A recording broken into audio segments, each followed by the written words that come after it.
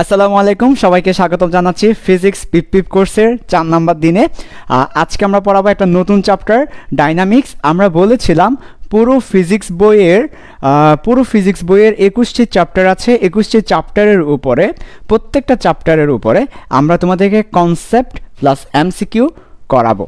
আচ্ছা, সে ধারাবাহিকতায় আমরা ভেক্টর নিয়ে 3 দিন ক্লাস করেছি। 3 দিন আমরা পুরো ভেক্টরটা শেষ করেছি আলহামদুলিল্লাহ। এখন আমরা ভেক্টরের পরের চ্যাপ্টার ডাইনামিক্স বা গতিবিদ্যা শুরু করেছি। সো আজকে গতিবিদ্যা প্রথম ক্লাস, এরপর আরও 2টো ক্লাস নেব। সো গতিবিদ্যা 1, গতিবিদ্যা 2, গতিবিদ্যা 3 বা ডাইনামিক্স 1, 2, 3 3টা ক্লাস আমরা পুরো ডাইনামিক্স যে চ্যাপ্টারটা আছে সেই চ্যাপ্টারের এমসিকিউগুলো সলভ করে দিব তোমাদেরকে কনসেপ্ট সহ। ওকে, আচ্ছা, এরপর আমরা আবার সেকেন্ড পেপারে যাব। এভাবে করে first paper second paper mix করে পুরো ফিজিক্স বইয়ের আমরা যে কনসেপ্ট এবং এমসিকিউ সেটা শেষ করিয়ে দিব 4 মাসে। এবং এর জন্য কোনো কোর্স ফি তোমাকে দিতে হবে না, ফুল ফ্রিতেই এই কোর্সটা তুমি করতে পারবে। এই কোর্সটা আসলে অন্যান্য সব কোর্স থেকে সবচেয়ে দামি। ওকে, আমরা যে ফিজিক্স পড়ছি, কেমিস্ট্রি পড়ছি বা বিভিন্ন কোর্স করি, সবচেয়ে দামি কোর্স হচ্ছে এই কোর্সটা। কারণ এই কোর্সে তুমি পুরো ফিজিক্স বইয়ের উপর লাইভ ক্লাস পাচ্ছ। এমন না শুধু একটি চ্যাপ্টার, 2টি চ্যাপ্টার, পুরো বইয়ের উপর তুমি ক্লাসগুলো পাচ্ছ। 2 নম্বর কথা, এই কোর্সে কোনো একটা চ্যাপ্টারের উপরে অল্প পড়ানো হবে না। তুমি 3 দিন করে ক্লাস পাচ্ছ। 3 দিনে অনেকগুলো কনসেপ্ট তোমাকে শেখানো হচ্ছে এমসিকিউ সহ। এরপর এই কোর্সটা অন্যান্য সকল কোর্স থেকে কেন সবচেয়ে বেশি দামি, সবচেয়ে বেশি গুরুত্বপূর্ণ, তার কারণ আমরা আসলে পড়াশোনা করছি কিসের জন্য? ভালো একটা বিশ্ববিদ্যালয়ে ভর্তি হওয়ার জন্য। সেটা বুয়েট হতে পারে, সেটা ইঞ্জিনিয়ারিং হতে পারে, ঢাকা ইউনিভার্সিটি হতে পারে, মেডিকেল হতে পারে। আর সে এডমিশনে এখন থেকে প্রায় সব জায়গায় এমসিকিউতে পরীক্ষা হবে, কারণ করোনা পরিস্থিতি, রিটার্ন নেওয়ার আসলে সম্ভব না। সো ম্যাক্সিমাম ক্ষেত্রে আমরা এমসিকিউ পরীক্ষা দেখতে পাচ্ছি। সো তোমার এডমিশনের জন্য এমসিকিউটা হয়ে যাচ্ছে। পাশাপাশি তোমার ইন্টার পরীক্ষায় আমরা দেখতে পাই 25 মার্কের এমসিকিউ আছে। 25 মার্কের এমসিকিউ বলতে গেলে মানে তোমার 100 মার্কের মধ্যে 25 মার্ক অনেক বেশি গুরুত্বপূর্ণ। এবং এমসিকিউতে যারা ভালো করে তারা কিন্তু A+ তাদের নিশ্চিত হয়ে যায়। কারণ এমসিকিউতে তোমার 25-এ 25 থাকার অর্থ তুমি প্র্যাকটিক্যালে 25, এমসিকিউতে 25। তাহলে সিকিউতে তুমি কোনো মতে 30 তুলতে পারলে A+।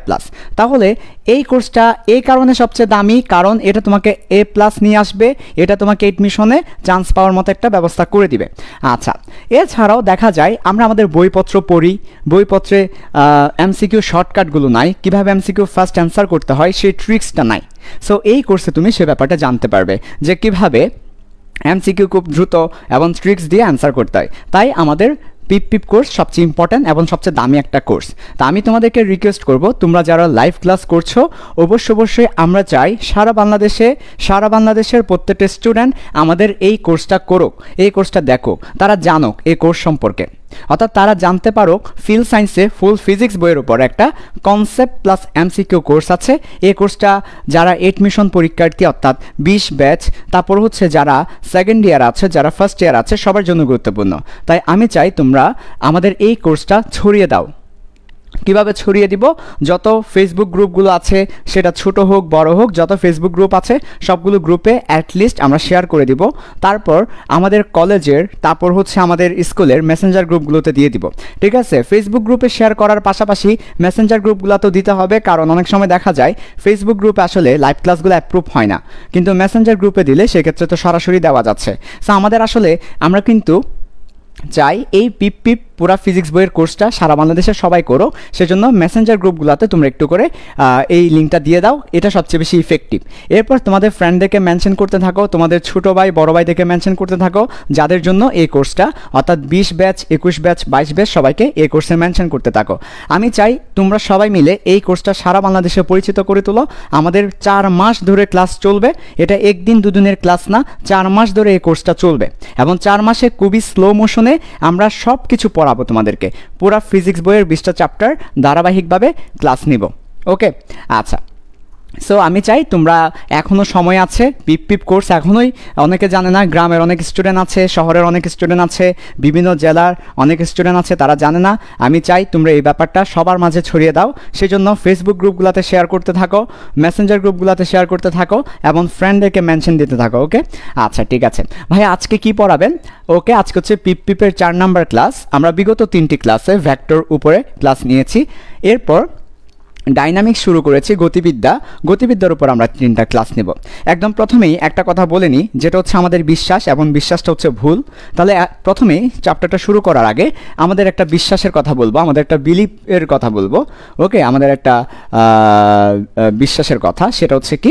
সেটা হচ্ছে ভাইয়া ডাইনামিক্স এই চ্যাপ্টারটা, অর্থাৎ গতিবিদ্যা এই চ্যাপ্টারটা না 21 ব্যাচের শর্ট সিলেবাসে আছে, না 22 ব্যাচের শর্ট সিলেবাসে আছে। তার মানে 21 ব্যাচও নাই, 22 ব্যাচও নাই এই চ্যাপ্টারটি। তাহলে কেন এই চ্যাপ্টার আমরা পড়ব? এই চ্যাপ্টার থেকে তো কোনো প্রশ্ন আসবে না। এটা হচ্ছে আমাদের বিশ্বাস, এটা হচ্ছে আমাদের বিশ্বাস। এখন কথা হচ্ছে দুটো কারণে এই চ্যাপ্টারটা আমরা পড়ব। নাম্বার 1, যে কারণে ডাইনামিক্স চ্যাপ্টারটা শর্ট সিলেবাসে না থাকার পরও আমাদেরকে পড়তে হবে, সেটা হচ্ছে তুমি যদি ডাইনামিক্স ক্লিয়ার না করো তাহলে তুমি নিউটনিয়ান মেকানিক্স পারবে না। বিকজ আমাদের যে নিউটনিয়ান মেকানিক্স চ্যাপ্টারটা শর্ট সিলেবাসে আছে, এই নিউটনিয়ান মেকানিক্স চ্যাপ্টারটা ভালো বুঝতে হলে তোমাকে ডাইনামিক্স বুঝতে হবে। সো ডাইনামিক্স ছাড়া তুমি নিউটনের মেকানিক্স কিছুই বুঝতে পারবে না। কাজেই যে সকল স্টুডেন্ট ডাইনামিক্স না পড়ে নিউটনের মেকানিক্স শুরু করে তারা হচ্ছে বোকা, বিকজ ডাইনামিক্স ছাড়া এই চ্যাপ্টারটা ভালো বোঝা যাবে না। সো শর্ট সিলেবাসে থাকুক কিংবা না থাকুক, তোমাকে ধরে নিতে হবে ডাইনামিক্স হচ্ছে নিউটনের মেকানিক্সের একটা পার্ট, একটা অংশ, এবং ডাইনামিক্স ছাড়া এটা শুরু করা যাবে না। 2 নম্বর কারণ আমরা ডাইনামিক্স তোমাদেরকে পড়াবো, সেটা হচ্ছে হ্যাঁ ঠিক আছে, আমাদের ইন্টার পরীক্ষায় হয়তো এই চ্যাপ্টারটা নাই, এই চ্যাপ্টার থেকে প্রশ্ন আসবে না, কিন্তু এডমিশন টেস্টে এই চ্যাপ্টার থেকে প্রশ্ন না এসে যাবে না। তোমাকে হয়তো নিউটনিয়ান মেকানিক্সের নাম দিয়ে ডাইনামিক্সের প্রশ্ন ঢুকাই দিবে, বলবে নিউটনের মেকানিক্স থেকে দিয়েছি, কারণ নিউটনের মেকানিক্সের একটা পার্ট হচ্ছে ডাইনামিক্স, গতিবিদ্যা হচ্ছে নিউটনের মেকানিক্সের একটা পার্ট। তোমাকে বলবে নিউটনের মেকানিক্স থেকে দিয়েছি, কিন্তু সে দিবে ডাইনামিক্স থেকে, এডমিশনে হোক ইন্টার পরীক্ষায় হোক। তার মানে এটা তোমাদের সাথে একটা ছলনাময়ী খেলা খেলেছে। খুব খারাপ কিন্তু শিক্ষামন্ত্রী এবং শিক্ষামন্ত্রীর 14 গোষ্ঠী খুব খারাপ। তারা কেমন খেলা খেলেছে দেখো, তারা নিউটনের মেকানিক্স দিয়েছে, এটা দেয় নাই। পরীক্ষার হলে ডাইনামিক্স থেকে প্রশ্ন দিয়ে বলবে আমি তো নিউটনের মেকানিক্স থেকে দিয়েছি, কারণ ডাইনামিক্স হচ্ছে এটার একটা পার্ট। তুমি কিছুই বলতে পারবে না। ডাইনামিক্স থেকে একটা প্রশ্ন দিয়ে দিবে তোমাকে, তারপর বলবে আর আমি ডাইনামিক্স থেকে দিই না, এটা নিউটন মেকানিক্সের একটা পার্ট, নিউটন মেকানিক্স থেকে দিয়েছি। বলতেই পারে, এটা একটা খেলা। সো কেউ যদি ডাইনামিক্স না পড়ে এটা পড়ো, তাহলে মনে রাখবে এই চ্যাপ্টারটা আসলে তোমার 50% কমপ্লিট হবে, আরও 50% ইনকমপ্লিট থেকে যাবে যদি তুমি ডাইনামিক্স ছাড়া এটা পড়ো। আমার কথা বুঝতে পেরেছ? সেই জন্য আমরা ডাইনামিক্স পড়ে তারপর নিউটনের মেকানিক্সে যেতে পারবো। ডাইনামিক্স ছাড়া নিউটনের মেকানিক্সে যাওয়া যাবে না। ওকে ভাইয়া, এবার চলে আসো। সো সেই কাজটা করব। তো ভাইয়া ডাইনামিক্স থেকে কী কী পড়তে হবে, ডাইনামিক্স থেকে আজকের ক্লাসে কী কী পড়াবেন? ডাইনামিক্স থেকে আজকের ক্লাসে 5টা টপিক পড়াবো তোমাদেরকে। একদম প্রথমে কিছু বেসিক কথাবার্তা বলবো, তারপর স্পেশাল একটা ফর্মুলা দেখাবো, স্পেশাল 2টো ফর্মুলা। তারপর হচ্ছে এরিয়া দিয়ে কিভাবে সরণ বের করতে হয় সেটা দেখাবো। তারপর সরণের ইকুয়েশন থেকে কিভাবে বস্তুর অবস্থা বের করতে হয় সেটা দেখাবো। তারপর লিফটের কেস দেখাবো। তারপর গুলিতত্ত্ব শর্টকাট দেখাবো। তাহলে আজকের ক্লাসে তোমাদেরকে গতিবিদ্যার কিছু বেসিক ব্যাপার দেখাবো, তারপর স্পেশাল কিছু ফর্মুলা দেখাবো, এরিয়া দেখাবো, সরণের ইকুয়েশন দেখাবো, লিফট দেখাবো, গুলিতত্ত্ব দেখাবো। ওকে, আচ্ছা, তাহলে ভালো করে খেয়াল করো, তোমরা যারা লাইভ ক্লাস করছো অবশ্যই আমি বারবার বলি যে ক্লাসটা শেয়ার করতে থাকো নিজের টাইম লাইনে, যত ফেসবুক গ্রুপ আছে ওইসব গ্রুপে, এবং তুমি যে মেসেঞ্জার গ্রুপগুলোতে কানেক্টেড আছো অবশ্যই মেসেঞ্জারের সব গ্রুপে দিয়ে দাও, যাতে করে সবাই দেখতে পায়, জানতে পারে। ওকে, আচ্ছা, তাহলে দেখো ফার্স্ট অফ অল বেসিক। তো এমসিকিউতে ভালো করতে হলে এমসিকিউর জন্য 2টো বেসিক লাগবে। একটা হচ্ছে kilometre per hour. Kilometre per hour থাকলেই সেটাকে আমাদেরকে মিটার পার সেকেন্ডে নিয়ে যেতে হয়, কারণ এটা এসআই একক না, এসআই একক হচ্ছে মিটার পার সেকেন্ড। কাজেই খুব ফাস্ট কীভাবে কিলোমিটার পার আওয়ারকে মিটার পার সেকেন্ডে নিয়ে যাওয়া যায়, এক কথায় একদম সহজ। কি করে নেওয়া যায়? 1 কিলোমিটার পার আওয়ার সমান হচ্ছে 1/3.6 মিটার পার সেকেন্ড। অর্থাৎ এক কথায় যদি বলি 3.6 দ্বারা ভাগ করে মিটার পার সেকেন্ডে নেওয়া যায়, 3.6 দ্বারা ভাগ করে। তাহলে কিভাবে আমরা কিলোমিটার পার আওয়ারকে মিটার পার সেকেন্ডে নিব? 3.6 দিয়ে ভাগ করে। ফর এক্সাম্পল, আমার কাছে আছে 36 মানে 36 কিলোমিটার পার আওয়ার। তাহলে 36 কিলোমিটার পার আওয়ারকে যখন আমরা মিটার পার সেকেন্ডে নিব 3.6 দ্বারা ভাগ করব, তাহলে 10 মিটার পার সেকেন্ড। অনুরূপভাবে মনে করো আমার কাছে আছে 54 kilometre per hour, metre per সেকেন্ডে নিলে কত হয় 3.6 দ্বারা ভাগ করো, তাহলে 15 মিটার পার সেকেন্ড। মনে করো আমার কাছে আছে 72 কিলোমিটার পার আওয়ার, 3.6 দ্বারা ভাগ করো, তাহলে হবে 20 মিটার পার সেকেন্ড। তাহলে কিলোমিটার পার আওয়ার থাকলেই আমরা চোখ বন্ধ করে মিটার পার সেকেন্ডে নিতে পারি, 3.6 দ্বারা ভাগ করে দিব, আর কোনো কাজ নেই, 3.6 দ্বারা ভাগ করে দিব। তাহলে দেখো 3.6 দ্বারা ভাগ করলাম 10, 3.6 দ্বারা ভাগ করলাম 20, 3.6 দ্বারা ভাগ করলাম 15। ওকে, আচ্ছা, এরপর এটা একটা বেসিক ব্যাপার গেল, খুব ইম্পর্টেন্ট, কিলোমিটার পার আওয়ার আছে তো মিটার পার সেকেন্ডে নিয়ে যাব। এরপর 2 নম্বর বেসিক ব্যাপারে আসো। অনেক সময় দেখা যায় আমাদের জি এর মানটা মিটার পার সেকেন্ডে দেওয়া থাকে না, একটু দুষ্টামি করে। আমি অনেক জায়গায় দেখেছি জি এর মান মিটার পার সেকেন্ডে দেওয়া নাই, ইচ্ছে করে ওরা দুষ্টামি করে। তাহলে দুষ্টামি করে জি এর মানটা কোথায় দেয় দেখো, জি এর মানটা মিটার পার সেকেন্ডে না দিয়ে তারা আসলে জি এর মানটা দেয় ফুট পার সেকেন্ড স্কোয়ারে। তার মানে আমাদের যদি জি এর মানটা মিটার পার সেকেন্ডে দেওয়া না থাকে, ফুট পার সেকেন্ডে দরকার হয়, তাহলে কত, মিটার পার সেকেন্ডে 9.8 আর ফুট পার সেকেন্ড হলে 32, যদিও 32.6 কিন্তু 32 বেশি ব্যবহার করা হয়। ওকে, তার মানে যদি কখনো জি এর মান মিটার পার সেকেন্ডে না থাকে তাহলে সেটা ফুট পার সেকেন্ড স্কোয়ারে থাকবে। ওকে, তাহলে কত ফুট, 32 ফুট, কত ফুট, 32 ফুট। জি এর মান কত, 9.8 অথবা 32 ফুট। জি এর মান কত, 9.8 মিটার পার সেকেন্ড অথবা 32 ফুট পার সেকেন্ড স্কোয়ার।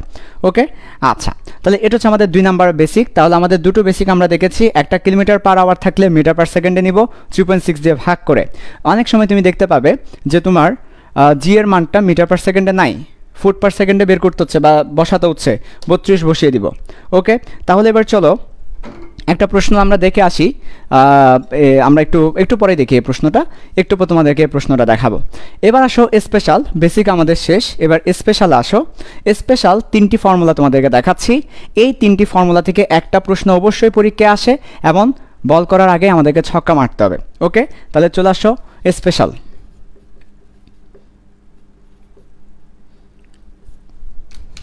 পরীক্ষার প্রশ্নের মধ্যে তোমাকে ইউ দেওয়া থাকবে, পরীক্ষার প্রশ্নের মধ্যে ইউ দেওয়া থাকবে, প্রশ্ন করবে, ইউ দেওয়া আছে পরীক্ষা প্রশ্নে, তোমাকে প্রশ্ন করবে সর্বোচ্চ কত উপরে উঠবে। তাহলে তোমাকে আদিবেগ দেওয়া আছে, প্রশ্ন করবে সর্বোচ্চ কত উপরে উঠবে। আবার বলছি, আদিবেগ ইউ দেওয়া থাকবে প্রশ্নের মধ্যে, তারপর বলবে সর্বোচ্চ কত উপরে উঠবে। উত্তর কি, একদম চোখ বন্ধ করে অ্যান্সার দিয়ে দিবে, সর্বোচ্চ কত উপর উঠবে, এইচ ম্যাক্স, সর্বোচ্চ কত উপর উঠবে, এইচ ম্যাক্স, কত উপর উঠবে, ওই যেটা আদিবেগ দেওয়া আছে সেটাকে বর্গ করে দিবে, নিচে 2g দ্বারা ভাগ করে দিবে। তাহলে আদিবেগকে বর্গ করে দিব, নিচে 2g দিয়ে ভাগ করে দিব। যদি ক্যালকুলেটর না থাকে, ক্যালকুলেটর নাই বা ক্যালকুলেটর ছাড়া ক্যালকুলেশন করতে হচ্ছে, তাহলে কি করব, ক্যালকুলেটর ছাড়া ক্যালকুলেশন করতে হলে জি এর মান 10 ধরে নিব। যখনই যেখানেই ক্যালকুলেটর ছাড়া ক্যালকুলেশন করতে হবে সেখানে জি এর মান 10 ধরে নিব, যেখানেই ক্যালকুলেটর ছাড়া ক্যালকুলেশন করতে হবে জি এর মান 10 ধরে নিব। তাহলে জি এর মান 10 ধরে নিলে 2 × 10 মানে 20, তাহলে ইউ স্কোয়ারকে 20 দিয়ে ভাগ করে দিব, ইউ স্কোয়ারকে 20 দিয়ে ভাগ করে দিব। আবার বলছি, যদি তোমার কখনো তুমি দেখতে পাও তোমাকে প্রশ্নে ইউ দেওয়া আছে সর্বোচ্চ কত উচ্চতায় উঠবে প্রশ্ন করেছে, ইউ দেওয়া আছে সর্বোচ্চ উচ্চতা বের করতে বলেছে, সূত্র হচ্ছে ইউ স্কোয়ার বাই 2g। যদি ক্যালকুলেটর না থাকে জি এর মান 10 ধরে নিব, তাহলে 20, ইউ স্কোয়ার বাই 20। এই প্রশ্নটা অনেক বেশি পরীক্ষায় আসে, মানে পরীক্ষায় তোমাকে ইউ দেওয়া আছে, এইচ ম্যাক্স বের করতে বলবেই, ইউ দেওয়া আছে সর্বোচ্চ কত উচ্চতায় উঠবে প্রশ্ন করবে, কোনো দরকার নাই গতিবিদ্যার সূত্র অ্যাপ্লাই করার, সরাসরি করব U square by 2g। Okay, U square by 2g। আচ্ছা, এরপর আবার দেখো সেম 1 নাম্বার গেল, 2 নাম্বার আবার সেম, ইউ দেওয়া আছে, তোমাকে পরীক্ষার প্রশ্নের মধ্যে ইউ দেওয়া থাকবে, তারপর তোমাকে প্রশ্ন করবে ইউ দেওয়া আছে সর্বোচ্চ উচ্চতায় যেতে কত সময় লাগবে, সর্বোচ্চ উচ্চতায় যেতে কত সময় লাগবে, সর্বোচ্চ উচ্চতায় যেতে কত সময় লাগবে। এটার অ্যান্সার কি হবে, আবার বলছি ইউ দেওয়া আছে সর্বোচ্চ উচ্চতায় যেতে কত সময় লাগবে, তার মানে তোমাকে টাইম জিজ্ঞেস করেছে, সুতরাং টাইম হবে ইউ বাই জি। একদম সহজ ব্যাপার, তোমাকে ইউ দেওয়া আছে, আদিবেগ দেওয়া আছে, সর্বোচ্চ উচ্চতায় যেতে কত সময় লাগবে, ইউকে জি দ্বারা ভাগ করে দিব। একদম সহজ ব্যাপার, ইউকে জি দিয়ে ভাগ করে দিব। আর যদি ক্যালকুলেটর না থাকে জি এর মান 10 ধরে নিব, তাহলে ইউকে 10 দিয়ে ভাগ করে দিব। ক্যালকুলেটর না থাকলে জি এর মান 10 ধরে নিব, ইউকে 10 দিয়ে ভাগ করে দিব। কাছাকাছি যেটা অ্যান্সার ওইটা অ্যান্সার। ওকে, আচ্ছা, সেমভাবে 3 থার্ড ওয়ান আবার তোমাকে ইউ দেওয়া আছে, সো ইউ দেওয়া থাকবে। এবার তোমাকে প্রশ্ন করবে ভূমিতে ফিরে আসতে কত সময় লাগবে, ভূমিতে ফিরে আসতে কত সময় লাগবে। তার মানে একটা বস্তুকে তুমি ইউ আদিবেগে নিক্ষেপ করেছো, সে ভূমিতে ফিরে আসতে কত সময় লাগবে। তার মানে এবার তোমাকে প্রশ্ন করেনি যে সর্বোচ্চ উচ্চতায় যেতে কত সময় লাগবে, এবার তোমাকে প্রশ্ন করেছে সর্বোচ্চ উচ্চতায় যাবে আবার ভূমিতে ফিরে আসবে, তাহলে নিচ থেকে উপরে গিয়ে আবার ফিরে আসতে কত সময় লাগবে, ভূমি থেকে উপরে গিয়ে আবার ফিরে আসতে কত সময় লাগবে, ভূমি থেকে উপরে গিয়ে আবার ফিরে আসতে কত সময় লাগবে। তাহলে এই ব্যাপারটা একদম সিম্পল, কারণ আমরা জানি যে ভূমি থেকে উপরে যেতে তার সময় লাগে u/g, আবার সে ভূমি থেকে উপরে গেল, এবার উপর থেকে নিচে আসবে, উপর থেকে নিচে আসতেও সেম সময় লাগে, আবার u/g। তাহলে সে উপরে যেতে সময় নিচ্ছে u/g, নিচে আসতে সময় নিচ্ছে u/g। তার মানে উপরে গিয়ে নিচে আসবে অর্থাৎ ভূমিতে ফিরে আসবে, ভূমিতে ফিরে আসতে তার সময় 2u/g। তাহলে আদিবেগ দেওয়া আছে ভূমিতে ফিরে আসতে কত সময় লাগবে, 2u/g। 2u/g আদিবেগ দেওয়া আছে, তাকে দ্বিগুণ করে g দ্বারা ভাগ করে দিব, ক্যালকুলেটর না থাকলে g এর মান 10। আচ্ছা, সো এই যে তিনটা ফর্মুলা লিখে দিয়েছি, এই তিনটার যে কোনো একটা পরীক্ষায় আসবেই, এটা তোমরা শিওর থাকো। এই তিনটা থেকে যে কোনো একটা পরীক্ষার এমসিকিউতে আসে, প্রতি বছর আসে, প্রতি বছর এই তিনটা প্রশ্নের যে কোনো একটা আসবে। এমন স্টুডেন্টরা অনেক কঠিন করে ফেলে, কোনো দরকার নাই। ইউ দেওয়া আছে বর্গ করে 2g দ্বারা ভাগ করো, এইচ ম্যাক্স পাবে। ইউ দেওয়া আছে ইউকে জি দ্বারা ভাগ করো, অথবা ইউ দেওয়া আছে ইউকে 2u জি দ্বারা ভাগ করো, পেয়ে যাবে। তো চলো আমরা একটু এক্সাম্পলের মাধ্যমে তোমাদেরকে ব্যাপারগুলো ক্লিয়ার করি, এক্সাম্পলের মাধ্যমে দেখব এই ব্যাপারগুলো। ওকে, সো সবসময় মনে রাখবে এই তিনটা প্রশ্নের যে কোনো একটা তুমি পাবেই পরীক্ষায়, এরা হচ্ছে স্পেশাল। আচ্ছা, তাহলে আমরা একটু এক্সাম্পলের মাধ্যমে দেখবো এমসিকিউগুলো কীভাবে আসতে পারে। একদম শুরুতেই ঢাকা ইউনিভার্সিটির একটা প্রশ্ন তোমাকে দিচ্ছি। আমাকে দেওয়া আছে 32 ফিট পার সেকেন্ড আদিবেগে ছুড়ে দিয়েছে, ওকে, ছুড়ে দিয়েছে, হ্যাঁ। তারপর প্রশ্ন করেছে সর্বোচ্চ কত উচ্চতায় যাবে, সর্বোচ্চ কত উচ্চতায় সে যাবে। এই হচ্ছে আমার প্রথম প্রশ্ন, ঢাকা ইউনিভার্সিটিতে এসেছে 32 ফিট পার সেকেন্ড আদিবেগে ছুড়ে দিয়েছে, সর্বোচ্চ কত উচ্চতায়। স্টুডেন্টরা প্রথমত ফেল করবে 32 ফিট পার সেকেন্ড দেখে, তারা ফুটের হিসাবগুলো করে না, স্টুডেন্টরা ফুটের সম্পর্কে কোনো আইডিয়া নেই, এখানে গিয়ে তারা ভয় পাবে। এরপর সর্বোচ্চ উচ্চতা বের করতে বলেছে, তারা আবার ভয় পাবে। সো আমরা যারা বেসিক আছে এবং আমাদের যাদের এই ব্যাপারগুলো জানা আছে, তাদের জন্য বল করার আগে ছক্কা। তোমার কাছে ফুট দেখলে কোনো ভয় নাই, সর্বোচ্চতা দেখলেও কোনো ভয় নাই, বিকজ আমরা জানি ফর্মুলা কি, H max is equal to সর্বোচ্চ উচ্চতা u²/2g।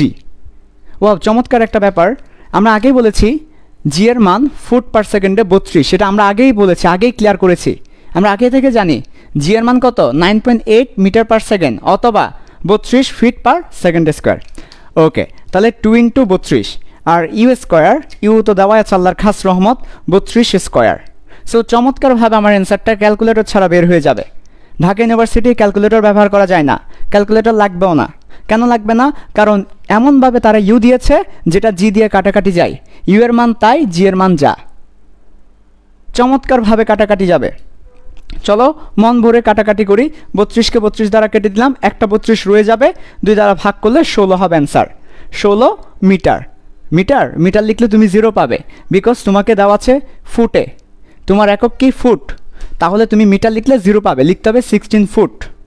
ওকে, আমার অ্যান্সার হবে 16 ফুট। আচ্ছা, অনেক সময় দেখা যায় যে ফুট এবং মিটারের কনভার্সন করতে হয়, ফুট হতে মিটারে নিতে হয়, মিটার হতে ফুটে নিতে হয়। তাহলে একটু করে জেনে রাখো 1 মিটার সমান কত ফুট, 1 মিটার সমান 3.3 ফুট, অথবা 3 ফুট ধরে নেই, প্রায় আমরা এটাকে প্রায় 3 ফুট ধরে নিই। তাহলে 1 মিটার সমান 3 ফুট, 1 মিটার সমান 3 ফুট, অথবা এক্স্যাক্টলি যদি বলতে চাই তাহলে হচ্ছে 3.3 ফুট, কিন্তু আমরা ক্যালকুলেশনের ক্ষেত্রে 3 ফুট ধরে নিই। ওকে, আচ্ছা, তাহলে আবার বলছি ঢাকা ইউনিভার্সিটিতে এটা একটা প্রশ্ন এসেছে, 32 ফুট পার সেকেন্ড আদিবেগে ছুড়ে দিয়েছি, সর্বোচ্চ উচ্চতা কত। অ্যান্সার হচ্ছে খুবই চমৎকার, এটাকে স্কোয়ার করে দিব, 2g দ্বারা ভাগ করে দিব, এবং 16 ফুট হচ্ছে আমাদের অ্যান্সার। এটাই ছিল অপশনে, এটাই অ্যান্সার, 16 ফুট। ওকে, আচ্ছা, এরপর যদি কখনো এটাকে মিটারে কনভার্ট করতে হয়, তাহলে আমরা এখানে দেখতে পাচ্ছি আমাদের রিলেশনটা আর কি, 1 মিটার সমান 3 ফুট, 1 মিটার সমান 3 ফুট, এটা একটু মাথায় রাখতে হবে। ঠিক আছে ভাইয়া, এরপরে চলে আসো আরও একটা প্রশ্ন আমরা দেখব শর্টকাট দিয়ে বা স্পেশাল দিয়ে। মনে করো তোমাকে প্রশ্ন করেছে 9.8 মিটার পার সেকেন্ড বেগে নিক্ষেপ করেছে, কোন একটা বস্তুকে 9.8 মিটার পার সেকেন্ড আদি বেগে উপরে নিক্ষেপ করেছে, কত সময় শূন্য অবস্থান করবে? কত সময় শূন্যে অবস্থান করবে? এই শূন্যে অবস্থান করার ব্যাপারটা খুবই কমন। কত সময় সে শূন্যে অবস্থান করবে এই ব্যাপারটা খুবই কমন। অধিকাংশ প্রশ্নের মধ্যে এই প্রশ্নটাই করে, কত সময় শূন্যে অবস্থান করবে। শূন্যে অবস্থান করার অর্থ হচ্ছে সে ভূমি থেকে উপরে থাকবে, ভূমি স্পর্শ করবে না। শূন্য বলতে বোঝাচ্ছে ভূমি থেকে উপরে, ভূমি স্পর্শ না করা। আচ্ছা, তার মানে কত সময় সে শূন্য অবস্থান করবে এ কথার অর্থ হচ্ছে ভূমি থেকে উপরে গিয়ে আবার ভূমিতে ফিরে আসা, ভূমি থেকে উপরে গিয়ে আবার ভূমিতে ফিরে আসা। একটু আগেই তোমাদেরকে শর্টকাট লিখে দিয়েছি, যেতে u/g সময় লাগে, আসতে u/g সময় লাগে, তার মানে টোটাল টাইম 2u/g। এটাই আমার অ্যান্সার। আল্লাহর খাস রহমত নাজিল হয়েছে, আমাকে ইউ দেওয়া আছে 9.8, তাহলে 2 × 9.8 আবার জি এর মান 9.8। আদিবেগ যা, জি যদি তাই হয় আল্লাহর খাস রহমত, কাটাকাটি চলে যাবে, অ্যান্সার হবে বাকিটা, তার মানে 2 সেকেন্ড। তার মানে আমরা যদি 9.8 মিটার পার সেকেন্ড আদিবেগে নিক্ষেপ করি, কত সময় শূন্য অবস্থান করবে? খুবই চমৎকারভাবে বের করে ফেললাম, 2 সেকেন্ড। খুব বেশি সময় আমাদের লাগে নাই। কেন লাগে নাই? এই স্পেশাল ফর্মুলাগুলো আমাদের জানা আছে, স্পেশাল ফর্মুলা দিয়ে খুব তাড়াতাড়ি অ্যান্সার করা যাবে। আচ্ছা, ঠিক আছে, তাহলে আমাদের মোটামুটি বেসিক ক্লিয়ার হলো। স্পেশাল 3টা ফর্মুলা শিখেছি। একটা হচ্ছে যদি তোমাকে আদিবেগ দেওয়া থাকে সর্বোচ্চ উচ্চতা বের করতে বলে, অথবা তোমাকে আদিবেগ দেওয়া আছে কত উপরে উঠবে অথবা কত সময় পর ভূমিতে ফিরে আসবে, এই ব্যাপারগুলো তোমাকে প্রশ্ন করে তুমি এই স্পেশাল দিয়ে করবে। ওকে, এবার চলে আসবো এরিয়া। এরিয়ার ব্যাপারটা খুবই চমৎকার, অলরেডি অনেক জায়গায় এই প্রশ্নটা এসেছে, আমরা একটু দেখব। ফার্স্ট অফ অল তোমাকে একটা গ্রাফ দিবে, যে গ্রাফের এক্স এক্সিসে থাকবে টাইম আর ওয়াই এক্সিসে থাকবে ভ্যালোসিটি, যার একক মিটার পার সেকেন্ড, যার একক সেকেন্ড। এরপর তোমাকে গ্রাফটা দিবে চমৎকারভাবে একটা এরিয়া দিয়ে, বিভিন্ন ধরনের এরিয়া তোমাকে দিবে। মনে করো এই একটা এরিয়া তোমাকে দিয়েছে। আচ্ছা, তারপর তোমাকে বলবে মোট অতিক্রান্ত দূরত্ব বের করো। তাহলে ভি ভার্সেস টি গ্রাফে এরিয়া দেওয়া আছে, ভি ভার্সেস টি গ্রাফ থেকে তোমাকে অতিক্রান্ত দূরত্ব বের করতে বলেছে। কোন গ্রাফ থেকে? ভি ভার্সেস টি গ্রাফ থেকে, তার মানে ভিটি গ্রাফ থেকে, ভিটি গ্রাফ থেকে। আবার বলছি, ভি ভার্সেস টি গ্রাফ থেকে তোমাকে মোট অতিক্রান্ত দূরত্ব বের করতে হবে। কিভাবে করা যায়? ভি ভার্সেস টি গ্রাফ থেকে কিভাবে মোট অতিক্রান্ত দূরত্ব বের করা যায়? একদম সহজেই আমরা বের করতে পারি। সেটা হচ্ছে এরিয়া বের করব, ওই গ্রাফের এরিয়াটা বের করব, অর্থাৎ যে ক্ষেত্রটা দেওয়া আছে এই ক্ষেত্রের এরিয়া বের করব। তাহলে যে ক্ষেত্রটা দেওয়া আছে এই ক্ষেত্রের এরিয়া বের করব, এরিয়া হচ্ছে মোট অতিক্রান্ত দূরত্ব। প্রশ্ন করতে পারো আমাকে, ভাইয়া এটার ফিলিংসটা কি, যে ভি ভার্সেস টি গ্রাফের এরিয়ায় কেন দূরত্ব হবে? এরিয়া কিভাবে দূরত্ব হয়, এটার ফিলিংসটা কি? এরিয়া কিভাবে দূরত্ব হয়? চমৎকার ফিলিংস আছে এটার, দেখো ভালো করে। এরিয়া, এরিয়া বলতে বোঝায় দৈর্ঘ্য গুণ প্রস্থ। এখন দৈর্ঘ্য বলতে বোঝাচ্ছে গ্রাফের দৈর্ঘ্য, প্রস্থ বলতে বোঝাচ্ছে গ্রাফের প্রস্থ। গ্রাফের দৈর্ঘ্য বরাবর আছে, আমাদের গ্রাফের দৈর্ঘ্য বরাবর আছে ভ্যালোসিটি বা ভি, আর গ্রাফের প্রস্থ বরাবর আছে টি। এখন আমরা সবাই জানি বি এর সাথে টি গুণ করলে, বেগের সাথে সময় গুণ করলে আসলে সরণ পাওয়া যায়, দূরত্ব পাওয়া যায় বা সরণ পাওয়া যায়। তাহলে বেগের সাথে সময়কে গুণ করলে সরণ পাওয়া যায়, কাজে এরিয়া সরণ নির্দেশ করে। তাহলে এরিয়া কিভাবে ভাইয়া সরণ অথবা দূরত্ব নির্দেশ করে? এই যে ভাইয়া দেখো এরিয়া, এখানে এরিয়া বলতে দৈর্ঘ্যে যিনি আছেন ওনার সাথে প্রস্থে যিনি আছেন ওনার গুণ। দৈর্ঘ্যে আছেন ভ্যালোসিটি, প্রস্থে আছেন সময়, গুণ করলে সরণ। এভাবে করে এরিয়া কি নির্দেশ করে? সরণ নির্দেশ করে। তাহলে কখনো যদি আমাকে ভি ভার্সেস টি গ্রাফ দেওয়া থাকে, তারপর অতিক্রান্ত দূরত্ব বের করতে বলে এরিয়া বের করে দিব। ওকে, আচ্ছা, তো চলো একটা প্রশ্ন আমরা করে আসি, যেটা বুয়েটে এসেছে। সো বুয়েটের একটা প্রশ্ন আমরা দেখব। বুয়েটে এই ম্যাথ এসেছে 10 নাম্বারের জন্য, বাট আমরা শর্টকাটে করে ফেলতে পারবো। সো এখন একটা তোমাদেরকে বুয়েটের ম্যাথ দেখাবো, সবাই ভালো করে খেয়াল করো। বুয়েটের একটা ম্যাথ দেখাচ্ছি তোমাদেরকে। ওকে, তো বুয়েটের ম্যাথটাতে তোমাকে কোনো গ্রাফ দেয় নাই, তোমাকে কিছু বাংলা কথা লিখেছে। কিছু বাংলা কথা হতেই তোমাকে গ্রাফটা এঁকে বের করতে হবে। আচ্ছা, তো বাংলা কথাগুলো ছিল এমন যে প্রথম 10 সেকেন্ড, হ্যাঁ প্রথম 10 সেকেন্ড সমতরণে পরবর্তী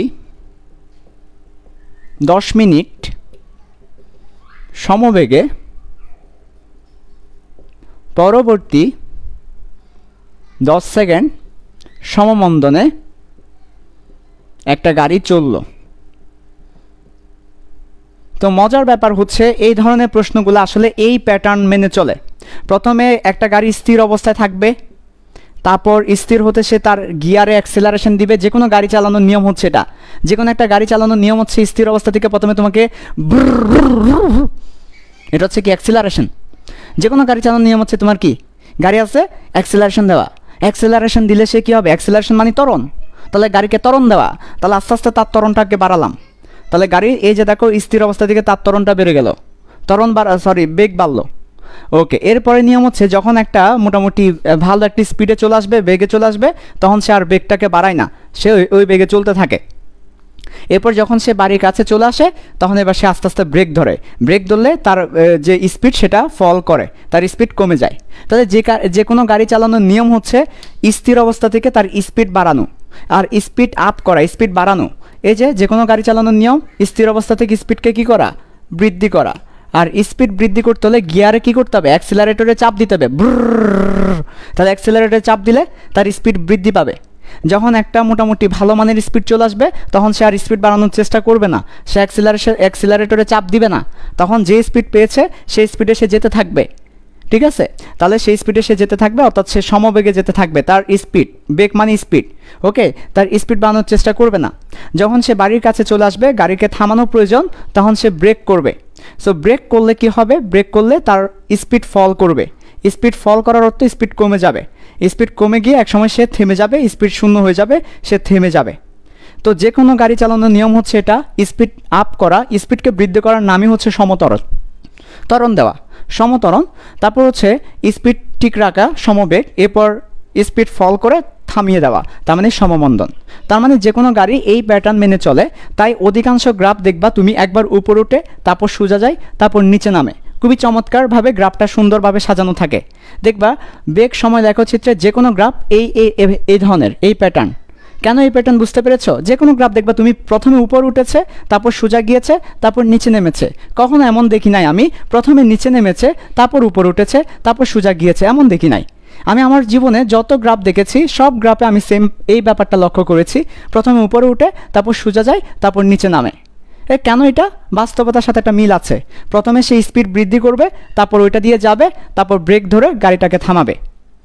তো তোমাকে শুধু গ্রাফ পড়লে হবে না, ফিজিক্স পড়লে হবে না, ফিজিক্সের সাথে বাস্তব জীবনের মিল খুঁজে বের করতে হবে।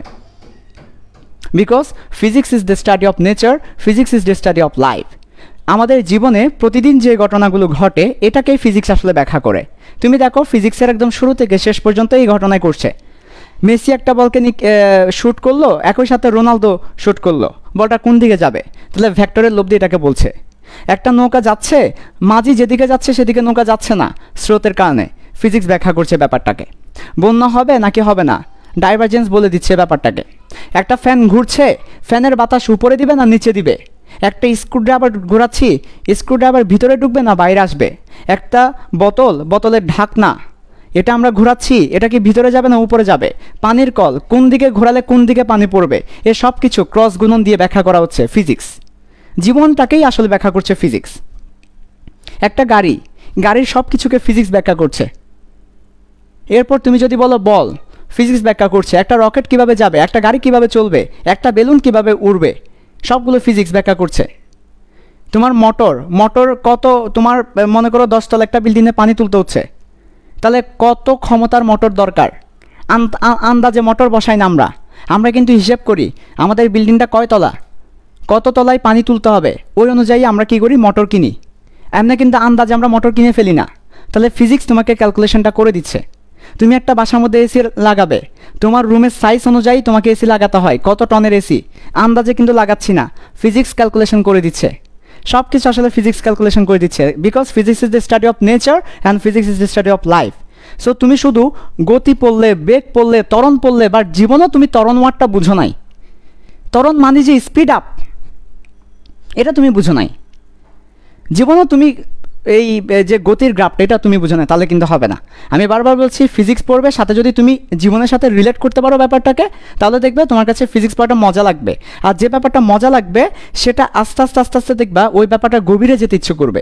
গভীরে যখন যাবা তখন দেখবা প্রশ্নের ভাষা তুমি ধরতে পারছো, একটা উদ্দীপক তুমি ধরতে পারছো। যখন তুমি পরীক্ষায় উদ্দীপক ধরতে পারবে বা প্রশ্নটা ধরতে পারবে তখনই কেবল অ্যান্সার করতে পারবে। প্রশ্নকে যদি তুমি ধরতে না পারো তাকে কিন্তু অ্যান্সার করতে পারবে না। তা আমরা কিভাবে প্রশ্ন ধরতে পারবো? যদি আমরা গভীরে যেতে পারি। কিভাবে গভীরে যাব? যদি আমাদের ওই ব্যাপারটা ভালো লাগে, ইন্টারেস্ট জমে। যেমন একটা মেয়ের প্রোফাইল দেখেই আমার মেয়েটাকে ভালো লেগে গেল, একটা মেয়ের প্রোফাইল দেখেছি, প্রোফাইল পিক দেখে মেয়েটাকে ভালো লেগে গেল, একটু নক করলাম, ঢুকলাম তার প্রোফাইলে, এবার আরেকটু করে ঘাঁটি, মেয়েটাকে আরেকটু ভালো লাগলো, এবার তার অ্যাবাউটে যায়, তার ফ্রেন্ড লিস্টে যায়, তার ফটোসে যায়, তার ভিডিওসে যায়। দেখো যে মেয়েটাকে ভালো লেগেছে, ইন্টারেস্ট জন্মেছে, তার প্রোফাইল ঘাটাঘাটি চলছে, অর্থাৎ তার গভীরে যাওয়া হচ্ছে। যে মেয়েটাকে ভালো লাগে নাই তার গভীরে যাওয়া হচ্ছে না। অনুরূপভাবে যেই ব্যাপারটা ভালো লাগে ওই ব্যাপারটার গভীরে আমরা যাই। সো তোমার যদি ফিজিক্স ভালো লাগে তাহলে তুমি এর গভীরে যেতে পারবে, অন্যথায় তুমি এর গভীরে যেতে পারবে না।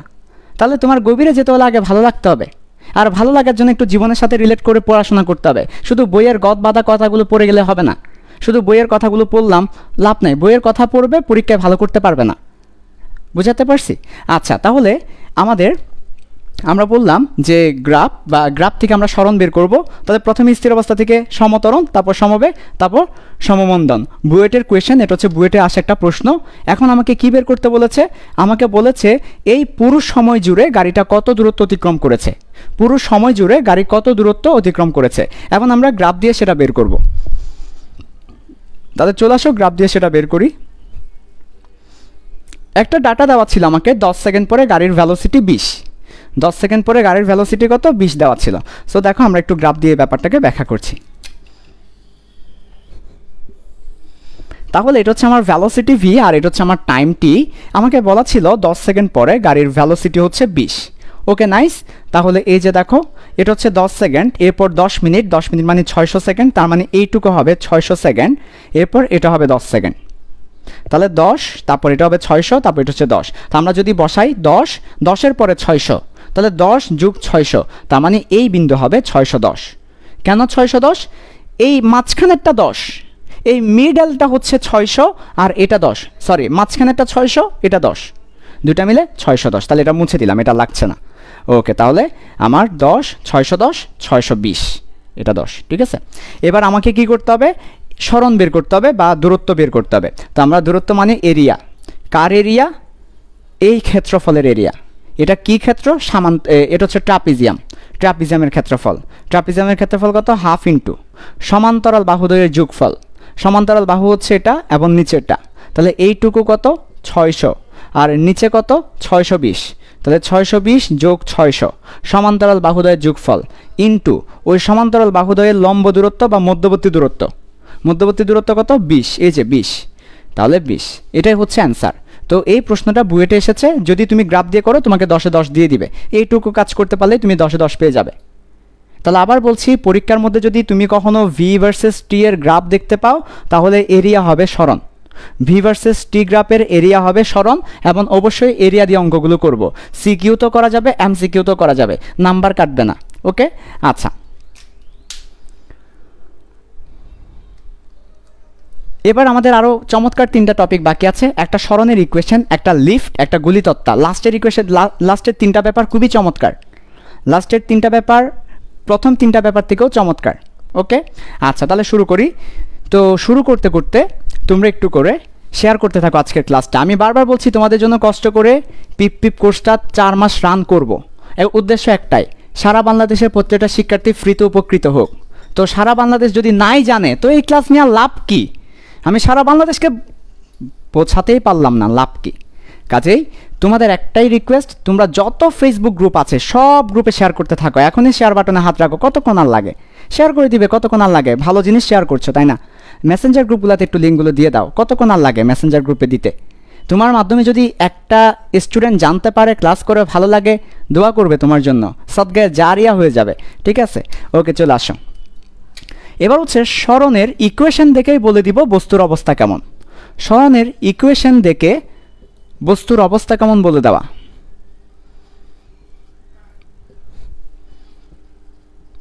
সরণের ইকুয়েশন দেখে বস্তুর অবস্থা কেমন এটা বলে দিব আমরা। ওকে, চলে আসো সরণের ইকুয়েশন দেখে বস্তুর অবস্থা কেমন বলে দেওয়া খুবই চমৎকারভাবে দেখব। ফার্স্ট অফ অল, সরণের ইকুয়েশন যেটাকে আমরা এক্স বলে থাকি, এক্স বলতে সরণকে বোঝানো হয়।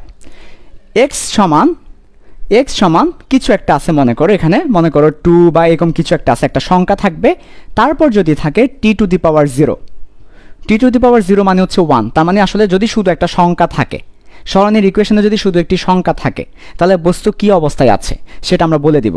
সরণের ইকুয়েশনে যদি থাকে 2t টু দি পাওয়ার 1, যদি t এর পাওয়ার 1 থাকে তাহলে বস্তু কি অবস্থায় আছে সেটা আমরা বলে দিব।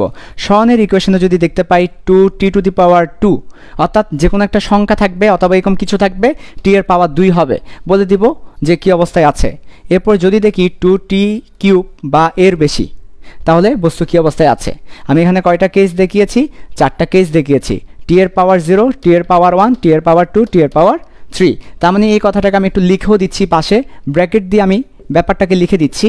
শুধুমাত্র যে এমন থাকবে তা না, অর্থাৎ সরণের ইকুয়েশনে সময়ের সর্বোচ্চ ঘাত, টাইমের সর্বোচ্চ পাওয়ার যদি 0 হয় তাহলে টাইমের ম্যাক্স পাওয়ার যদি 0 হয় তাহলে বস্তু কি অবস্থায় আছে। টাইমের ম্যাক্স পাওয়ার যদি 1 হয় বস্তু কি অবস্থায় আছে। টাইমের ম্যাক্স পাওয়ার অর্থাৎ টাইমের সর্বোচ্চ পাওয়ার যদি 2 হয় তাহলে বস্তু কি অবস্থায় আছে। সরণের ইকুয়েশনে টাইমের ম্যাক্স পাওয়ার যদি 3 হয় বা তার বেশি হয় বস্তু কি অবস্থায় আছে। 3 বা তার বেশি হয় তাহলে বস্তু কি অবস্থায় আছে। আবার বলছি যে সরণের ইকুয়েশনে টাইমের ম্যাক্স পাওয়ার কেমন এটার উপর বলে দিব বস্তু কেমন। এবং এটা এমসিকিউতে অনেক বেশি আসে, একটু পর কিভাবে প্রশ্ন হবে সেটাও দেখাবো। সব একটু মনোযোগ দাও, একদম সহজ, মুখস্থ করব না, ঠিক আছে? মুখস্থ করব না, একটা বুঝতে পারলে বাকি 3টা বুঝতে পারবে। দেখো সবাই খেয়াল করো। ওকে,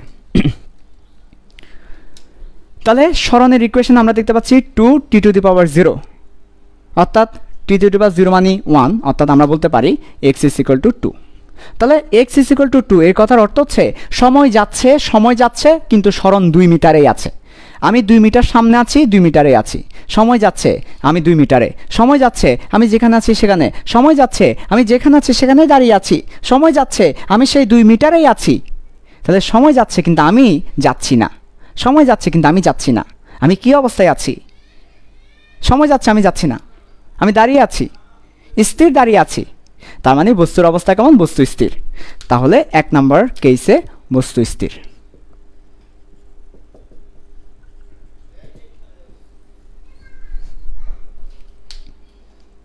আবার বলছি, সরণের ইকুয়েশনে যদি দেখা যায় টাইমের পাওয়ার 0, অর্থাৎ টাইম নাই, টাইম যদি না থাকে টাইমের উপর সে নির্ভর করবে না। টাইম যাচ্ছে, আমি যাব না। টাইম যাচ্ছে, আমি যেখানে আছি সেখানেই থাকবো, অর্থাৎ আমি স্থির আছি, টাইমের উপর নির্ভর না, আমি স্থির। x ইজ ইকুয়াল টু 2, তার মানে সময় যাচ্ছে কিন্তু আমি 2 মিটারেই আছি, আমি স্থির আছি। এরপরেরটাতে আসো, x is equal to 2t। একবার ডিফারেন্সিয়েট করে দাও, বেগ বের করো, তাহলে বেগ হবে dx dt। একবার ডিফারেন্সিয়েট করে দিলাম, ডিফারেন্সিয়েট করলে বেগ পাওয়া যায়। সরণকে যদি ডিফারেন্সিয়েট করো বেগ পাওয়া যাবে। তাহলে কত পাচ্ছ দেখো তো, ddt 2t। 2tকে যদি ডিফারেন্সিয়েট করি কত পাবো? 2 পাবো। তাহলে k2 বেগ 2, তার মানে সময় যাচ্ছে কিন্তু তার বেগ 2 মিটার পার সেকেন্ড। সময় যাচ্ছে কিন্তু তার বেগ অলওয়েজ 2 মিটার পার সেকেন্ড। সময় যাচ্ছে কিন্তু তার বেগ অলওয়েজ 2 মিটার পার সেকেন্ড। বেগ কত? 2 মিটার পার সেকেন্ড। পরের সেকেন্ডে বেগ কত? 2 মিটার পার সেকেন্ড। এর পরের সেকেন্ডে বেগ কত? 2 মিটার পার সেকেন্ড। বেগ চেঞ্জ হচ্ছে না। তাহলে সে কিসে আছে? সমবেগে আছে। সমবেগ, বেগ চেঞ্জ হয় না। তাহলে 2 নাম্বার ক্ষেত্রে বস্তু কিসে আছে? সমবেগে আছে।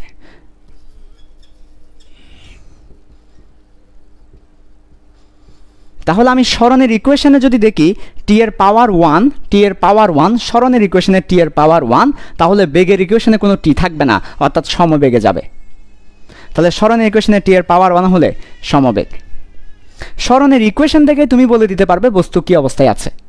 এরপরেরটাতে আসো, সরণের ইকুয়েশনে t এর পাওয়ার 2, t এর পাওয়ার 2 থাকলে এবার তুমি কি করবে? একবার ডিফারেন্সিয়েট করে দাও, বেগ পাবে। তাহলে কত আসে 2t স্কোয়ারকে যদি ডিফারেন্সিয়েট করি 4t আসে। 2t স্কোয়ারকে ডিফারেন্সিয়েট করলে 2 সামনে আসবে, 1 কমে যাবে, 4t আসবে। তাহলে আমার বেগ কত 4t। এখনও আমরা টাইমকে কি করতে পাই নাই, রিমুভ করতে পাই নাই। আরেকবার ডিফারেন্সিয়েট করো তাহলে ত্বরণ পাবে। তাহলে যতক্ষণ টাইমকে রিমুভ করতে পারবো না ততক্ষণ করতে থাকবো। তাহলে আরও একবার ডিফারেন্সিয়েট করব, কাকে, বেগকে। এবার যদি আমরা বেগকে ডিফারেন্সিয়েট করি ত্বরণ পাবো, কারণ আমরা জানি সরণকে ডিফারেন্সিয়েট করলে বেগ পাওয়া যায়, বেগকে ডিফারেন্সিয়েট করলে ত্বরণ পাওয়া যায়। তাহলে এবার কি আসে দেখো ddt, আর বেগের মান কত, বেগের মান 4t। তাহলে 4tকে ডিফারেন্সিয়েট করব, তাহলে কত পাচ্ছি 4 পাচ্ছি। এবার কিন্তু ত্বরণ কত, ত্বরণ হচ্ছে 4। তার মানে সময় যাচ্ছে কিন্তু ত্বরণ চেঞ্জ হচ্ছে না, সময় যাচ্ছে কিন্তু ত্বরণ 4এই আছে, সময় যাচ্ছে কিন্তু ত্বরণ চেঞ্জ হচ্ছে না, ত্বরণ অলওয়েজ 4, ত্বরণ অলওয়েজ 4। এ কথার অর্থ হচ্ছে সমত্বরণে যাচ্ছে, ত্বরণ চেঞ্জ না হওয়ার অর্থ সমত্বরণে যাচ্ছে। তার মানে 3 নাম্বার কেসে বস্তু সমত্বরণে যাচ্ছে, সমত্বরণ। তাহলে যদি কখন আমরা দেখতে পাই সরণের ইকুয়েশনে টাইমের পাওয়ার 2 t স্কোয়ার আছে, স্কোয়ার থাকলে সমত্বরণ। এরপরে লাস্ট ওয়ানের ক্ষেত্রে আমি একটু সরাসরি বলে দিচ্ছি, কিউব থাকলে, টি এর পাওয়ার কিউব থাকলে, তাহলে দেখো যে আমরা যখন সেকেন্ড টাইম ডিফারেন্সিয়েট করব, কিউব থাকলে টাইম কিন্তু থেকেই যাবে। কারণ তুমি একবার ডিফারেন্সিয়েট করলে কিউব আছে মানে 3 আছে, একবার ডিফারেন্সিয়েট করলে পাওয়ার 1 কমবে, 2 হবে, আরও একবার ডিফারেন্সিয়েট করলে পাওয়ার আরেক কমবে, 1 হবে।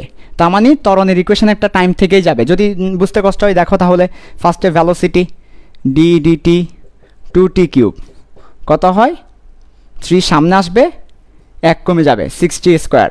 আবার করো ডিফারেন্সিয়েট, আবার ডিফারেন্সিয়েট করলে কত হয় 6t স্কোয়ারকে, তাহলে 12t। তার মানে ত্বরণ কত 12t। তার মানে সময় যাচ্ছে, ত্বরণও চেঞ্জ হচ্ছে। এই যে দেখো যখন t এর মান 1 ত্বরণ 12, t এর মান 2 ত্বরণ 24, t এর মান 3 ত্বরণ 34। সময়ের সাথে সাথে ত্বরণ চেঞ্জ হচ্ছে। তার মানে ত্বরণটা সমত্বরণ না, ত্বরণটা সমত্বরণ না, ত্বরণ চেঞ্জ হচ্ছে। তাহলে ত্বরণটা কেমন, অসমত্বরণ। তাহলে 3 নাম্বার সিনারিও হবে অসমত্বরণ। তাহলে 3 বা তার অধিক হলেই অসমত্বরণ। তাহলে দেখো খেয়াল করো, স্থির, সমবেগ, সমত্বরণ, অসমত্বরণ, স্থির, সমবেগ, সমত্বরণ, অসমত্বরণ। সরণের ইকুয়েশন থেকে বলে দিতে পারবো বস্তু কেমন আছে। এমসিকিউতে বোম হয়ে যাবে তুমি। এডমিশনের প্রত্যেকটা এমসিকিউতে তোমাকে সরণের ইকুয়েশন দিয়ে বলবে বস্তু কী অবস্থায় আছে। আমি যত এমসিকিউ দেখেছি এডমিশনে এই প্রশ্নটা আসে বেশি, সরণের ইকুয়েশন দেয় বলে বস্তু কী অবস্থায় আছে। বুঝতে হবে কিন্তু ভাই, চমৎকারভাবে তোমাকে অ্যাডভান্স হতে হবে, শুধু অ্যাডভান্স না। তাহলে চল আমরা একটা কেমন প্রশ্ন আসে একটা দেখাই, শুধু তুমি একটা প্রশ্ন দেখলেই তুমি প্যাটার্নটা ধরতে পারবে, একটা প্রশ্ন দেখলেই তুমি আসলে প্যাটার্ন ধরতে পারবে। চলো একটা প্রশ্ন দেখাই তোমাকে শুধু।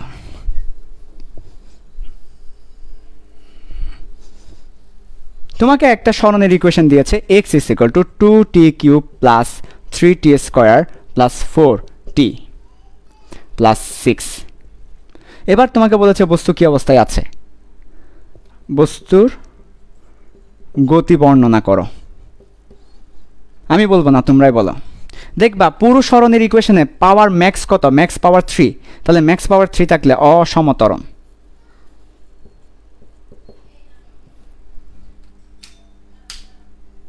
অথবা মনে করো তোমাকে প্রশ্ন করেছে একটু কঠিন, x = 6t প্লাস 2, ঢাকা ইউনিভার্সিটির প্রশ্ন, বলেছে নিচের কোন গ্রাফটি সঠিক।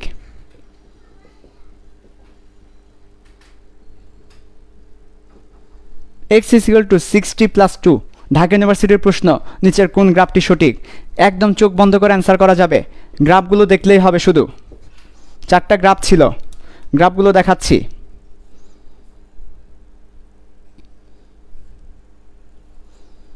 চারটা গ্রাফ ছিল, গ্রাফগুলো দেখেই তুমি চোখ বন্ধ করে অ্যান্সার বলে দিতে পারবে। সবগুলো v ভার্সেস t এর গ্রাফ ছিল। তো তোমার কোনো দরকার নাই, জাস্ট একটা ইকুয়েশন দিয়েছে, একটা ইকুয়েশন থেকে তোমাকে গ্রাফ দিয়েছে, বলেছে কোন গ্রাফটা সঠিক। বিশ্বাস করো ম্যাক্সিমাম স্টুডেন্ট হাততালি দিয়ে চলে আসবে, কারণ ইকুয়েশন থেকে গ্রাফ কেমনে ড্র করবে সে, তার মাথা আওলাই যাবে। 30 সেকেন্ডের মধ্যে সেটা করতে পারবে না, ইকুয়েশন থেকে কিভাবে গ্রাফ ড্র করবে। কিন্তু যারা বেসিক আছে তারা দেখো প্রথমেই দেখছে সরণের ইকুয়েশনে t এর পাওয়ার 1, তার মানে চোখ বন্ধ করে সমবেগ। আর সমবেগ মানে বেগ চেঞ্জ হবে না, তার মানে সময় যাচ্ছে, বেগ যেখানে আছে ওখানেই আছে, এটাই হচ্ছে সমবেগের গ্রাফ, তার মানে এটাই সঠিক অ্যান্সার। তাহলে ও কি করেছে, ও ইকুয়েশনে দেখেছে সমবেগ, এরপর সমবেগের গ্রাফ খুঁজে বের করেছে, এটাই তো সমবেগের গ্রাফ। সময় যাবে কিন্তু বেগ চেঞ্জ হবে না, বেগ যেখানে আছে সেখানেই থাকবে, বেগ চেঞ্জ হবে না, তাহলে এটাই একমাত্র অ্যান্সার। কোথায় চাঙ্কার পুল আর কোথায় লিভারপুল মিল করাই দিছে সে, কোথায় চাঙ্কার পুল কোথায় লিভারপুল মিল করে দিয়েছে সে। ইকুয়েশন ছিল সমবেগের গ্রাফ, কিন্তু ম্যাক্সিমাম স্টুডেন্ট মনে করবে আরে ইকুয়েশন গ্রাফ কেমনে পারবো, ইকুয়েশন গ্রাফ তো পারি না, অনেক কঠিন করে করার ট্রাই করবে সে, একবার অনেকে ডিফারেন্সিয়েট করে ফেলবে, এটা করবে, হ্যান করবে, ত্যান করবে, দরকার নাই, এমসিকিউতে এমসিকিউ স্টাইলে খেলতে হবে। ওকে, আচ্ছা, সো এইভাবে প্রশ্ন করতে পারে। ঠিক আছে, এরপরে প্রশ্ন করেছে নিচের কোনটি বস্তুর স্থির অবস্থা নির্দেশ করে। প্রশ্ন করেছে নিচের কোনটি বস্তুর স্থির অবস্থা নির্দেশ করে, বস্তুর স্থির অবস্থা নির্দেশ করে, নিচের কোন ইকুয়েশন বস্তুর স্থির অবস্থান নির্দেশ করে। এমসিকিউতে প্রশ্ন করেছে নিচের কোনটি বস্তুর স্থির অবস্থান নির্দেশ করে। দেখো ভালো করে, x = 4, x = 40, x = 40² x = 40³ অপশনে 4টা ছিল, কোনটি স্থির অবস্থা নির্দেশ করে, x = 4। যদি বলতো কোনটি সমবেগ নির্দেশ করে, x = 40। যদি বলতো কোনটা সমতরণ নির্দেশ করে, x = 40²। যদি বলতো কোনটা অসমতরণ নির্দেশ করে, x = 40³। যেটা বলবে সেটা অ্যান্সার। ওকে, আচ্ছা, সো এই যে ব্যাপারগুলো, এই ব্যাপারগুলো আসলে আমাদের বইয়ে নাই, আমাদের বইপত্র তুমি ঘাঁটতে পারো, বাট এই ব্যাপারগুলো তুমি দেখতে পাবে না, এগুলো লুকিয়ে থাকে বইয়ের ভেতরে গভীরে। সো এটার জন্য তোমার কি দরকার, এই পিপ কোর্স দরকার। ওকে, আচ্ছা, তাহলে আমরা মোটামুটি আজকে 4টা টপিক দেখলাম, এবার আর বাকি 2টা দেখব। টাইম কতক্ষণ হয়েছে? আচ্ছা ঠিক আছে, 9টা হয়ে গেল না, তাহলে আজকে আর দেখবো না, আগামী দিন দেখবো আমরা। আমাদের লিফট বাকি, গুলিতত্ত্ব বাকি, সমস্যা না, আমাদের আরও 2টা ক্লাস আছে ডাইনামিক্সের উপরে, ডাইনামিক্সের উপর 2 বাকি আছে, 3 বাকি আছে।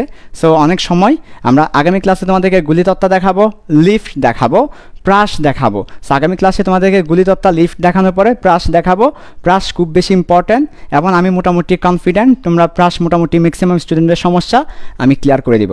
তোমাদের একটা কাজ করতে হবে, সেটা হচ্ছে তোমাদের ফ্রেন্ডদেরকে একটু বলা, যখনই ফ্রেন্ডের সাথে দেখা হবে, মেসেঞ্জারে কথা হবে, জুমে কথা হবে, সাবদের গ্রুপে কথা হবে, একটু করে বলা, এই বলাটাই তোমাদের কাছে একমাত্র চাই। ঠিক আছে, মাঝে মধ্যে পারলে বিভিন্ন কমেন্টে গিয়ে পিপ কোর্সে কথা বলবে, এটাতেই ধন্য। সবাই ভালো থাকবে, সুস্থ থাকবে, আল্লাহ হাফেজ, আসসালামু আলাইকুম।